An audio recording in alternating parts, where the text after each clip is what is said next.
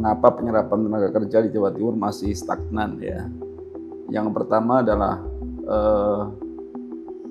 tenaga kerja kita yang masih belum memenuhi standar atau permintaan perusahaan-perusahaan di Jawa Timur. Banyak lulusan-lulusan SMK yang kompetensinya masih belum match dengan kepentingan perusahaan.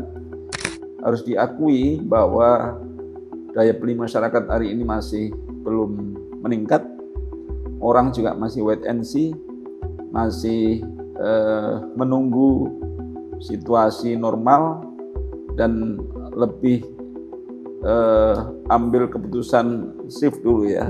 Aman dulu, uang dibiarkan di tabungan. Belum belanja sehingga masih takut-takut gitu ya Pak ya. Belum tinggi. Nah tentu karena produksi belum meningkat maka suplai tenaga kerja menjadi terhenti. Ya di Jawa Timur saya kira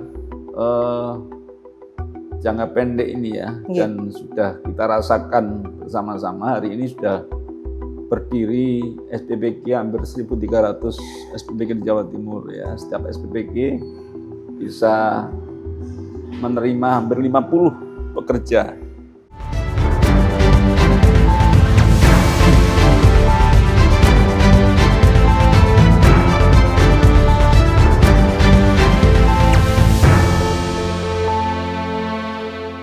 Assalamualaikum warahmatullahi wabarakatuh. Kembali lagi di podcast ABTV kali ini. Di ABTV in Podcast, bukan sekedar bicara, lebih dekat, lebih paham. Kembali bersama saya Risa Ismaya, kali ini akan berbagi informasi dan juga akan menampilkan tema-tema menarik bersama dengan narasumber-narasumber yang luar biasa tentunya. Yang akan saya hadirkan dengan hari ini suasana sedikit berbeda. Karena bertemu dengan beliau yang luar biasa, mobilitasnya narasumber kita hari ini cukup tinggi dan juga banyak kegiatan yang tentunya jadi agenda beliau. Tapi kita sempat untuk berbincang ngobrol karena topiknya pas sekali kalau ini saya bersama dengan beliau berbincang-bincang begitu. Kita ambil tema luar biasa. Ini ada perluasan lapangan kerja yang berkualitas di Jawa Timur. Itu tema kita. Karena dalam 2 tahun terakhir ini kita tahu perekonomian Jawa Timur ini memang tumbuh stabil. Terutama didorong sektor perdagangan, kemudian industri pengolahan dan juga pertanian. Tetapi ada yang jadi catatan. Karena kualitas lapangan kerja yang tidak tumbuh secepat pertumbuhan ekonominya.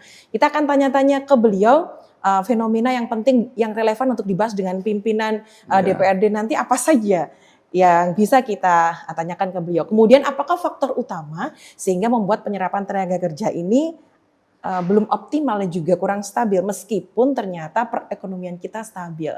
Kali ini saya akan berbincang dengan narasumber luar biasa. Hari ini saya baru bertemu sekali ya. Kita akan berkenalan dengan beliau adalah Bapak Hidayat SAG MSI, Wakil Ketua DPRD Provinsi Jawa Timur dari Partai Gerindra yang akan berbagi informasi bersama kita. Kita sama beliau hari ini. Assalamualaikum, selamat datang di podcast ABTV. Waalaikumsalam warahmatullahi wabarakatuh. Sehat Bapak hari ini? Alhamdulillah sehat. Ya.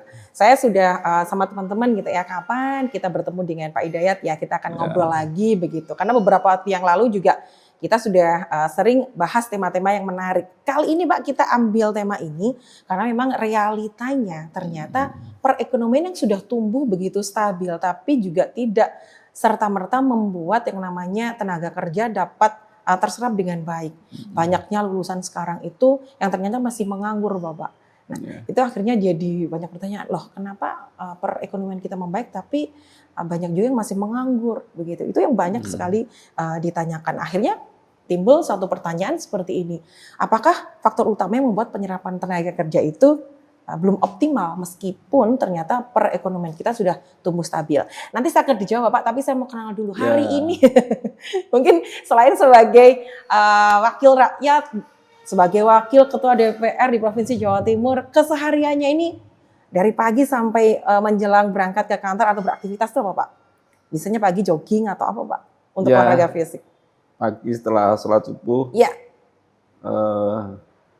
olahraga sebentar, kemudian baca-baca koran, baca buku, sarapan pagi. Itu Gen Z jarang Pak sekarang kayak gitu ya. Anak-anak, terus Oke. kerja. Kerja, Ya. oke. Semangatnya luar biasa.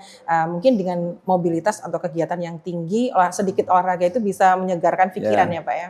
Oke, kalau tadi kita menyampaikan terkait dengan tenaga kerja yang dari Provinsi Jawa Timur, Bapak pripun Pak? Mengapa faktor ekonomi yang begitu stabil tapi penyerapan tenaga kerja belum maksimal begitu? Ya, saya kira banyak faktor ya yang Oke. menjadi tantangan mengapa penyerapan tenaga kerja di Jawa Timur masih stagnan ya. Yang pertama adalah tenaga kerja kita yang masih belum memenuhi standar atau permintaan perusahaan-perusahaan di Jawa Timur.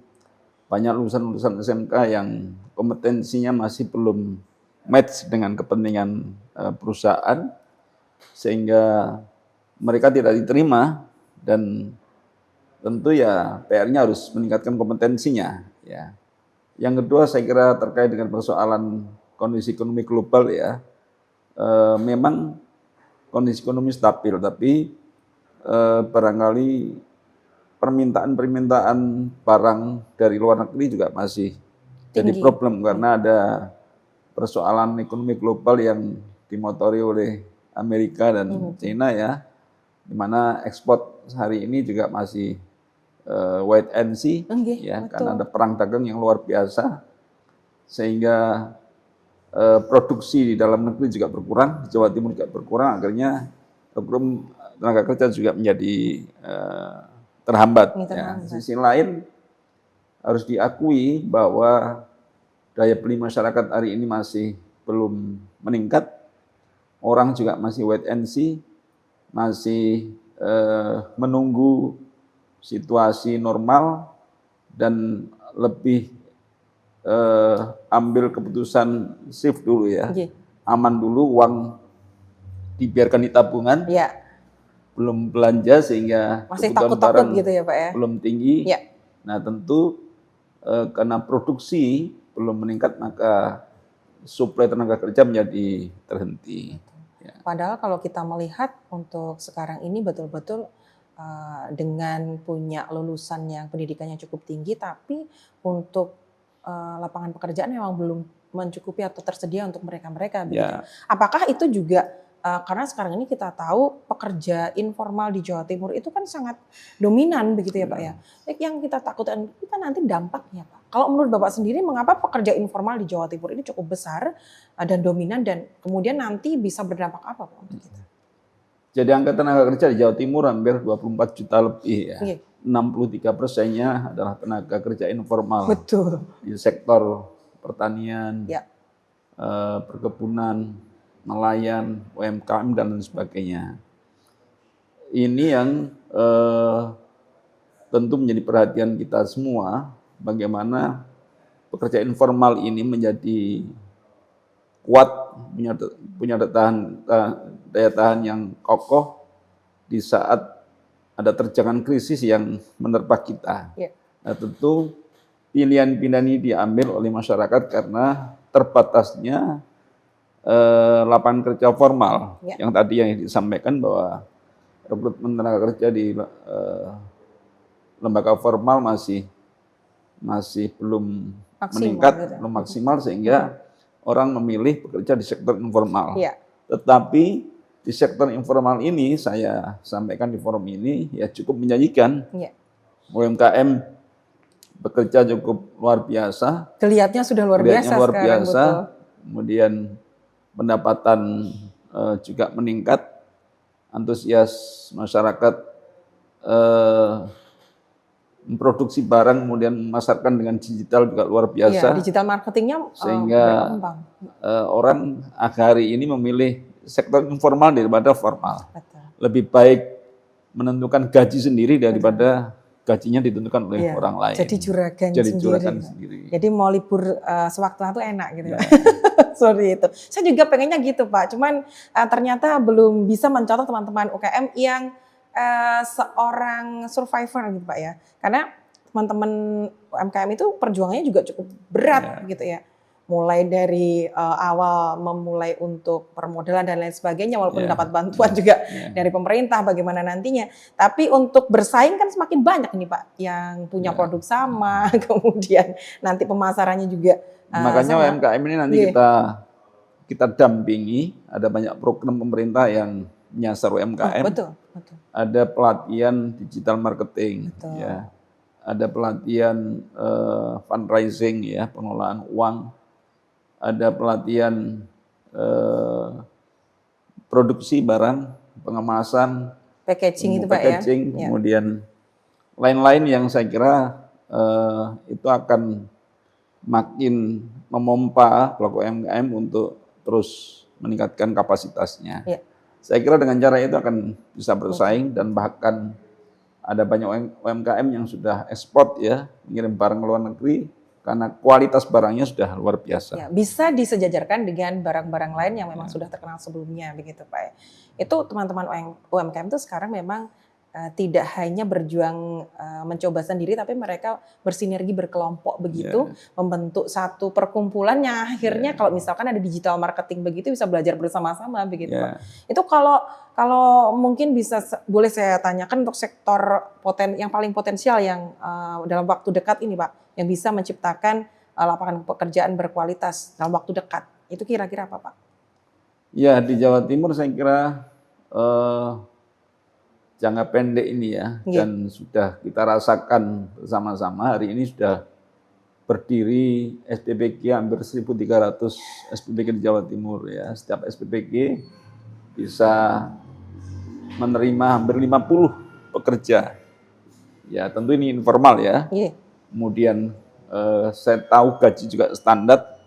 Kalau 50 orang per SPPG kali 1.300 sudah hampir 60.000 pekerja sudah terserap Jawa Timur. Jadi ini angka yang luar biasa. Saya lihat yang daftar anak-anak muda yang punya kreasi dan punya talenta di bidang kuliner. Betul. Mereka gabung di SPPG dan juga bisa merekrut ahli gizi, kemudian akuntan, kemudian ya, driver dan sebagainya. Jadi ini peluang kerja yang sangat bagus, dan hari ini di saat bersamaan juga pemerintah membuka lowongan kerja melalui fresh graduates, ya. Fresh graduate. Lulusan S1 tahun yang lalu ya, 2024. bisa mendaftar dan selama 6 bulan dia akan magang di perusahaan-perusahaan besar, dan setelah magang nanti harapannya peserta ini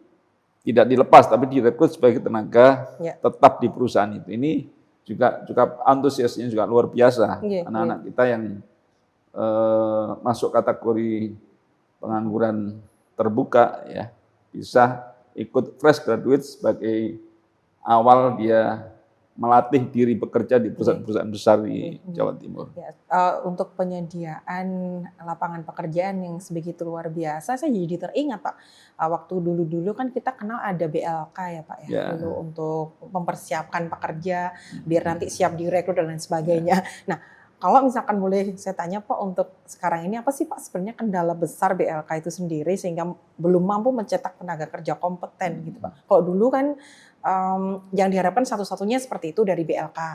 Bapak, pripun Pak itu Pak? Kendala terbesarnya BLK itu apa Pak? Ya, ada BLK yang diinisiasi oleh pemerintah, ya. Ada BLK yang diinisiasi oleh swasta. Di pelaku-pelaku usaha.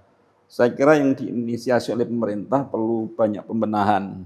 Yang pertama adalah trainernya, ya, gurunya.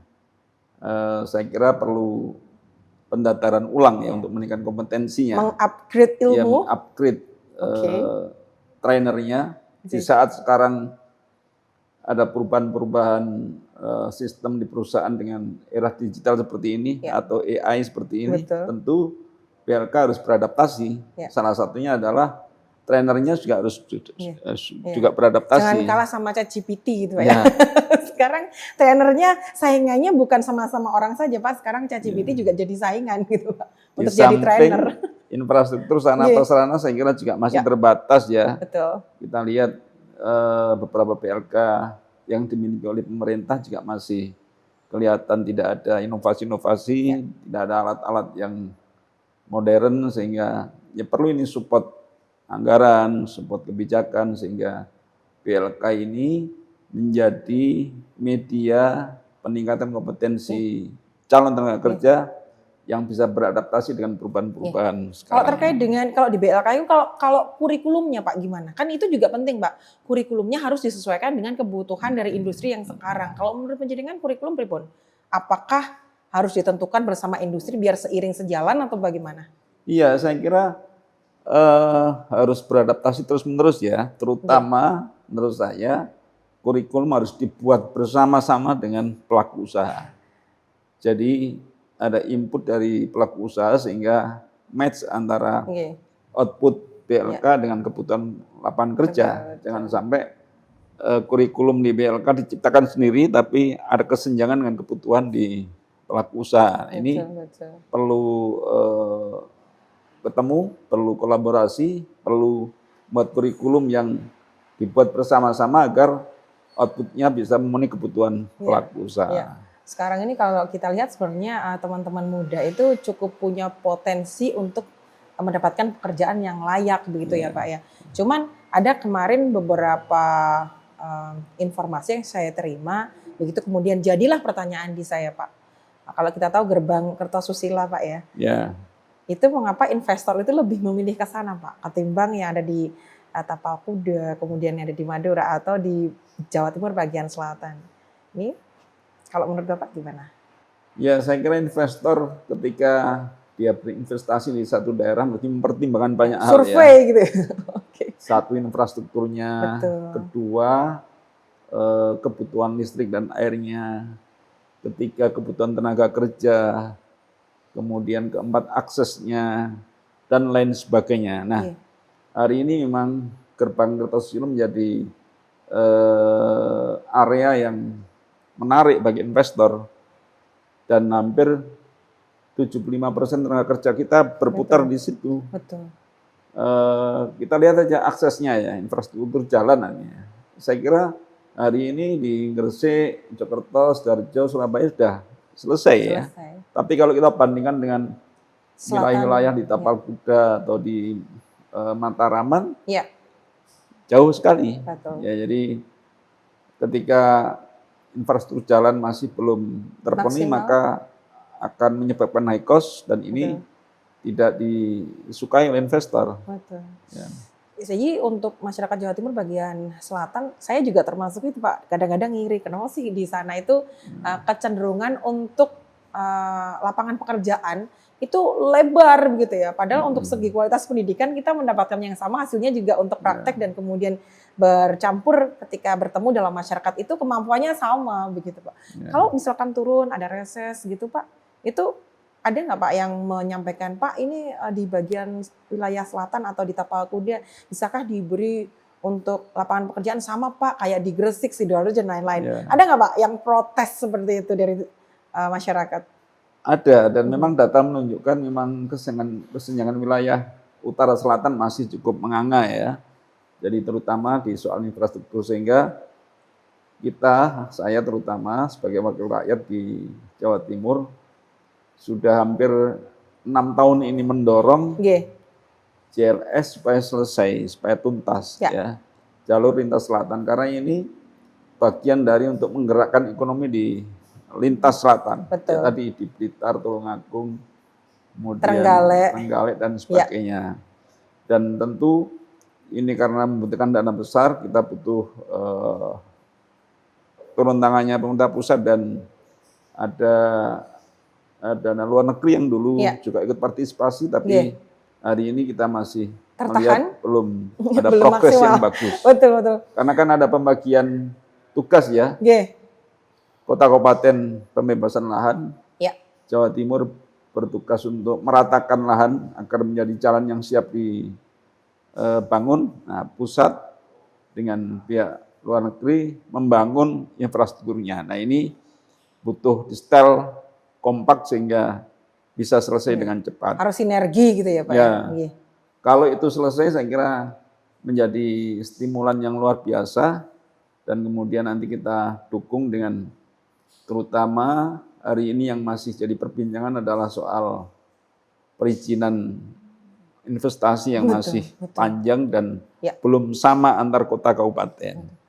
Jadi kalau bisa satu pintu dengan biaya yang sangat murah, maka saya kira akan mancing investor untuk datang ke wilayah Birokrasinya selatan. berarti Pak itu, Ya, yang harus dibenahi lagi atau ditingkatkan Ya. lagi, biar memudahkan. Ya. Mungkin mikirnya masih agak ribet begitu ya masyarakat memikirkannya seperti itu untuk prosesnya. Ya. Itu luar biasa. Kalau tadi Bapak menyampaikan kita ketika akan meningkatkan kualitas tenaga kerja mungkin butuh bantuan dari pusat. Ya. Banyak kegiatan yang dilakukan pusat ke daerah begitu Pak.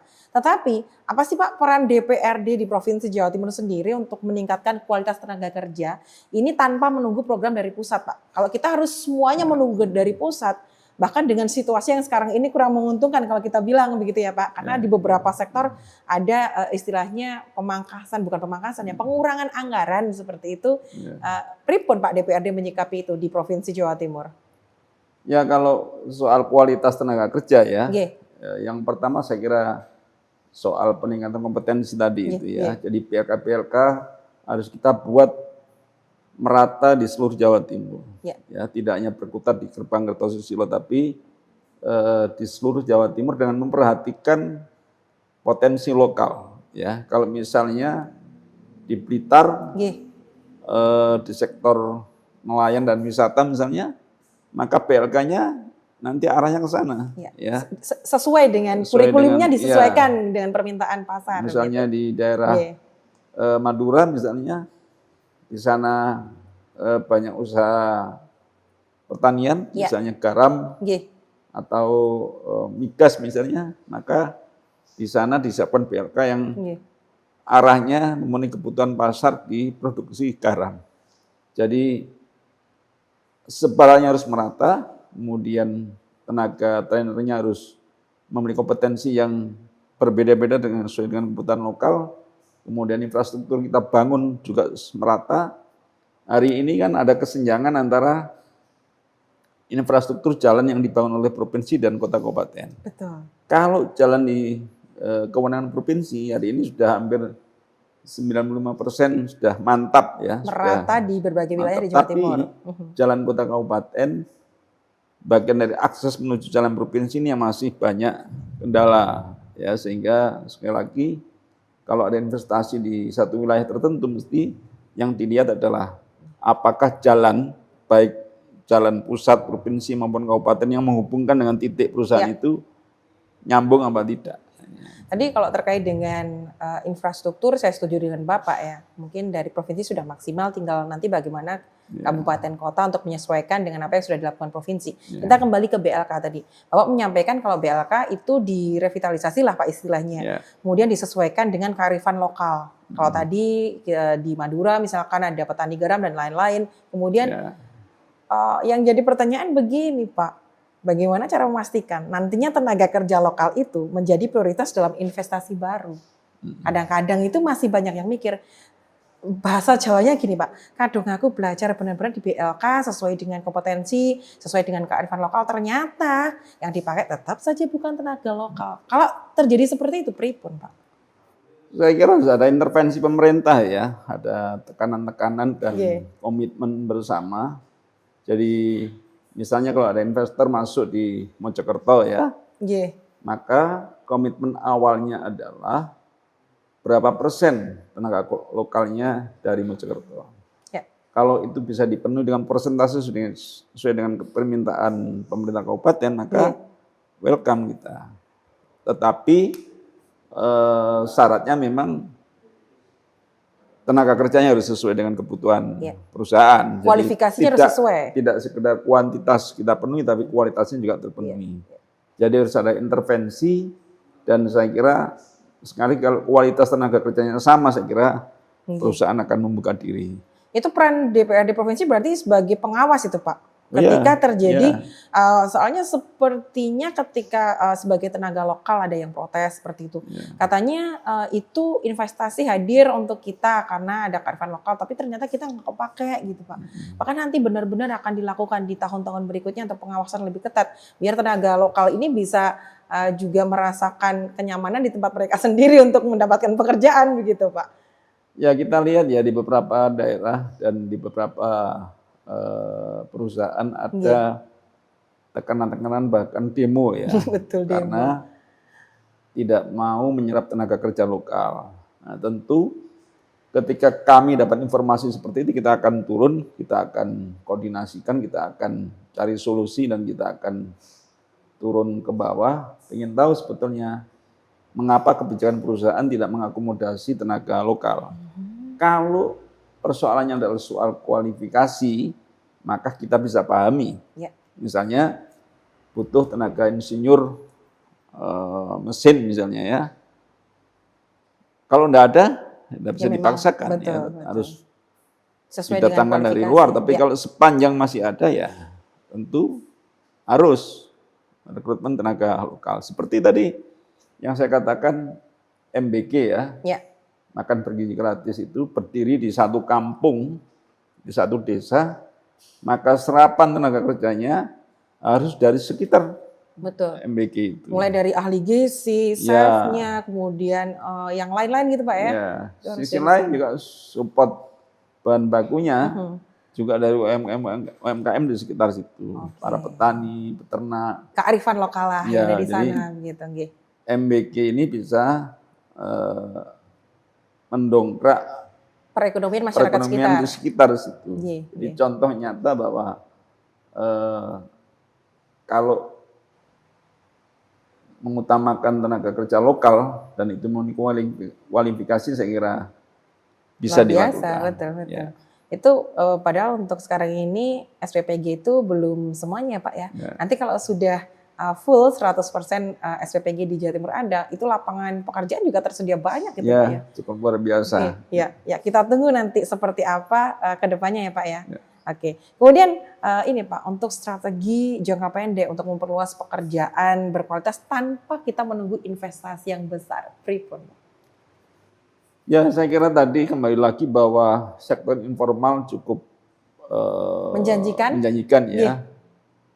Bahwa tenaga kerja di Jawa Timur ini hampir 92% itu diserap oleh informal atau UMKM. Jadi kalau UMKM ini jatuh, maka ekonomi akan jatuh pula. Nggih. Terbukti di saat COVID kemarin, di saat perusahaan-perusahaan besar tutup, tapi UMKM masih eksis. Nah, Survive, tentu eksis. pemerintah berkewajiban hadir, menguatkan UMKM, mendorong UMKM untuk tumbuh, mendorong UMKM untuk berkembang. Yang tadi belum saya singgung adalah misalnya soal modal usaha UMKM. Itu penting itu Pak, permodalan. Nggih. Kita punya 2 bank di Jawa Timur yang milik pemerintah Provinsi Jawa Timur, ada Betul. Bank Jatim dan Bank UMKM. Bank BPR Jatim Nah. itu ya Pak ya. 2 bank ini melayani pelaku UMKM dengan syarat-syarat tertentu, minimal NIB ya, Nomor induk berusaha. Nggih. maka dia akan mendapatkan subsidi bunga yang mestinya UMKM kalau dia kredit UMKM bunganya 9%, hanya tinggal 3%. Ya. Subsidinya banyak 6% sekali. subsidinya. Kalau misalnya bunganya 1 bulan 1 juta, dia hanya bayar Rp300.000.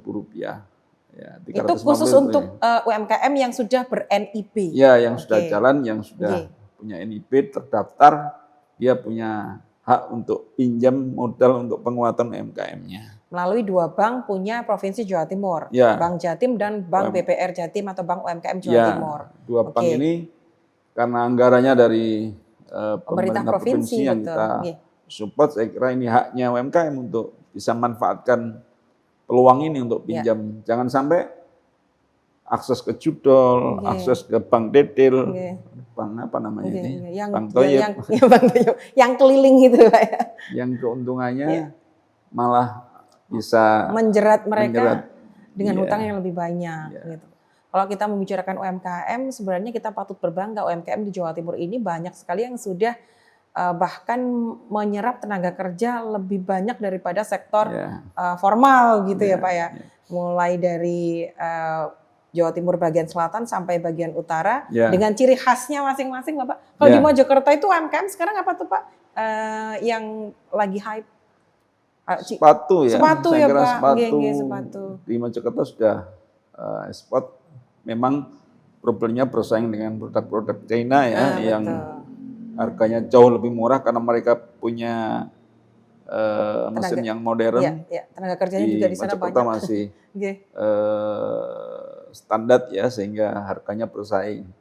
Tapi juga ada undi-undi Mojokerto ya, Onde-onde. Ciput Oh, yang tadi yang teman-teman itu bilang ya kemarin ya, waktu main ke sini bawa onde-onde gitu ya. iya. Oh, tadi itu bilang gini, Mbak, kan kemarin nggak ikut toh, nanti kalau ikut kita Iya, cari onde-onde bareng gitu. Onde-ondenya bentuknya apa beda kayak yang di tempat kita gitu. Kalau Seperti dikunyah itu. beda rasanya. Gitu ya, Pak ya. Itu tumbuh di berbagai lingkungan, Nggih. di Tempat oleh-oleh gitu ya, Pak ya. kelompok-kelompok perempuan, Nggih. berbeda rasa, berbeda bentuk, berbeda harga, dan pilihannya sangat beragam. Dan kita declare di Kota Mojokerto menjadi kota onde-onde, sehingga Onde-onde. sayang kalau kesini Betul, tidak menikmati onde-onde. Onde-onde itu Satu lagi, apa tuh, Pak? kerupuk rambak Oh, ya. kerupuk rambak, nggih, itu Kerupuk juga. kulit sapi itu loh. Iya, rambak itu Rambak betul. itu di daerah Berangkal, Bangsal sekitarnya itu cukup luar biasa. Ya, itu kalau makan soto sama rawon tuh saya suka pakai kerupuk rambak. Berbagai varian, Ya. mulai dari yang murah sampai yang mahal ada, dan sudah ekspor juga. Jadi kalau Mbaknya ke sana, satu kampung itu Produksinya itu, Pak. iya, papan nama nempel di bagi rumah, kerupuk dengan jenis macam-macam ada semua. Oke. Jadi nanti agendakan waktu itu kita mampir ya, jangan mepet-mepet dan kesasar lagi ya. Harus dapat onde-onde sama kerupuk rambak. Kita bawa pulang. Loh kan kita nggak apa-apa Pak, kita sama-sama ya. Ketika kita berkunjung ke daerah-daerah teman-teman itu juga kita akan selalu berusaha membantu teman-teman untuk mempromosikan produk-produknya. Nah, kalau kita menyampaikan terkait dengan UMKM itu yang ada pasti bangga, dan nantinya pasti ada inovasi-inovasi baru yang bisa diberikan begitu ya Pak ya. Kemudian terakhir nih Pak, untuk indikator bahwa lapangan kerja yang diciptakan ini memang berkualitas. Indikatornya apa Pak? Saya kira menurut saya ya. Apakah upah yang layak Bapak? Salah satunya. Oke. Ada fasilitas 3K yang jelas ya, keselamatan kerja harus terjamin ya. Betul. Jangan sampai pekerja ini tidak dijamin keselamatan kerjanya, sehingga kalau ada musibah terjadi harus mengeluarkan biaya besar ya. BPJS itu ya Pak ya, kayak gitu ya. Di Mojokerto ini sudah ada BPJS tenaga kerja yang difasilitasi oleh pemerintah kota ya. Misalnya ketua-ketua RT, ketua RW di Mojokerto sudah punya BPJS ketenagakerjaan. Kalau dia selama tugas di RT ada kecelakaan, sudah ada jaminan. Jamin dia. Ya. Begitu juga UMKM yang sudah jalan dan NIB, sebagian besar sudah punya BPJS tenaga kerjaan. Kalau dia kecelakaan kena mesin sudah ada. Itu satu. Yang kedua emang soal gaji ya. Itu Pak, orang kerja kan yang dicari gaji Pak. Saya kira kualitasnya juga diukur oleh seberapa besar pendapatan yang dia terima dari apa yang dia keluarkan. Tentu di kota Kabupaten Mojokerto ini UMR sudah jalan, sudah, saya kira sudah memenuhi kebutuhan hidup layak di Mojokerto kota kabupaten. Misalnya di pabrik sepatu sudah, saya lihat sudah sesuai. UMR sudah sesuai. Jadi kesesuaian UMR itu menunjukkan bahwa kualitas kerjanya bagus. Masuk indikator tadi ya Pak. Ya. Kemudian kalau kita menyampaikan terkait indikator itu, ada nggak sih Mbak kepikiran itu termasuk juga produktivitas pekerja yang semakin meningkat begitu dengan kita menyampaikan indikator tadi untuk keberhasilan lapangan kerja yang diciptakan memang berkualitas seperti itu. Tambah semangat gitu loh Pak kerjanya. Jadi lebih meningkat produktivitasnya begitu. Ya saya kira ketika pekerjaan diberikan kepada pekerja ya sudah ada SOP-nya dan ada target-targetnya ya. Jadi ada pekerjaan yang berbasis kinerja. Kalau dia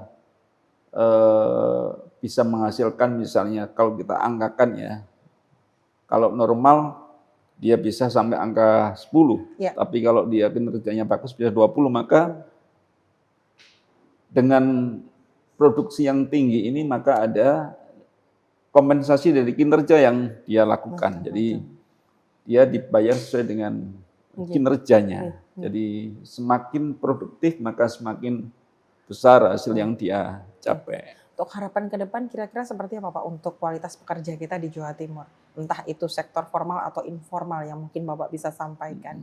Nah, saya kira butuh komitmen bersama ya antara pemerintah, dunia usaha dan para pekerja. Jadi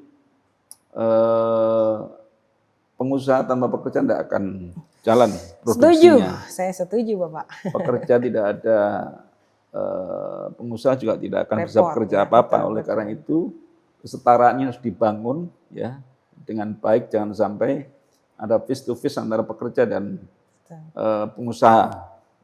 Terutama ketika hari ini menentukan UMP, UMR, ya, UMK. Jadi harus ketemu, jangan sampai kesepakatan. Ya, kalau di Jawa Timur UMP ini memberatkan pengusaha. Kalau usahanya pengusaha keberatan, maka akan menurunkan kekuatan perusahaan, ya tertekan dan akhirnya PHK.